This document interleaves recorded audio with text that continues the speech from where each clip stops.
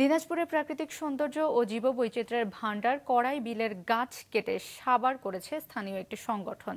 তবে স্থানীয়দের তোপের মুখে গাছ কাটা বন্ধ হয়েছে। বেঁচে যাওয়া গাছগুলো রক্ষা ও নতুন করে গাছ লাগানোর দাবি স্থানীয়দের। রেজাউল করিম রঞ্জুর তথ্য এবং ছবিতে ডেস্ক রিপোর্ট। দিনাজপুর শহর থেকে মাত্র 14 কিলোমিটার দূরে বিরল উপজেলার প্রাকৃতিক সৌন্দর্যে ভরা কড়াই বিল। 28 একর বিলের পারে থাকা বিভিন্ন জাতের গাছ দেখতে এখানে আসে প্রকৃতি প্রেমীরা।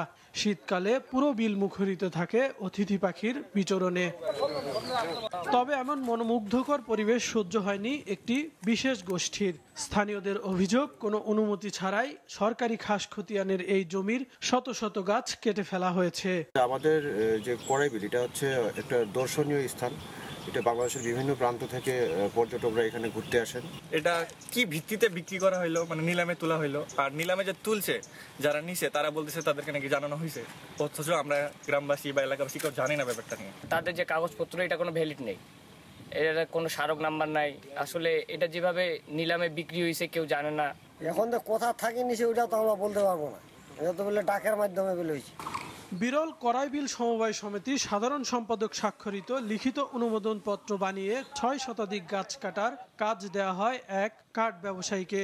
তবে সমিতির ভারপ্রাপ্ত সভাপতি ক্যামেরার সামনে কথা বলতে রাজি না হলেও জানান, কমিটির বিশেষ সভায় সকলের সিদ্ধান্তেই গাছ বিক্রি করা হয়েছে।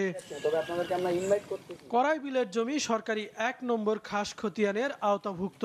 ভূমি সংক্রান্ত একটি মামলা চলমান রয়েছে। এ বিষয়ে আইনগত ব্যবস্থা গ্রহণের কথা জানিয়েছে উপজেলা নির্বাহী কর্মকর্তা। আবেদনও করে নাই বা কোনো রকম অনুমতিও নেয় নাই। সুতরাং যেহেতু অনুমতি ছাড়া বিধি বহির্ভূতভাবে সরকারি সম্পদ নষ্ট করেছে, সেক্ষেত্রে আমরা আইনানুগ ব্যবস্থা এবং সর্বোচ্চ যে কঠোর ব্যবস্থা নেওয়া যায় সেই ব্যবস্থা গ্রহণ করব ইনশাআল্লাহ। কড়াই বিলের পারে ফুল, ফল ও কাঠ জাতীয় গাছ রয়েছে প্রায় কয়েক হাজার। বেঁচে যাওয়া গাছগুলো রক্ষায় পদক্ষেপ সহ নতুন করে বৃক্ষরোপণ করবে প্রশাসন, প্রত্যাশা স্থানীয়দের। মাছরাঙ্গা নিউজ ডেস্ক।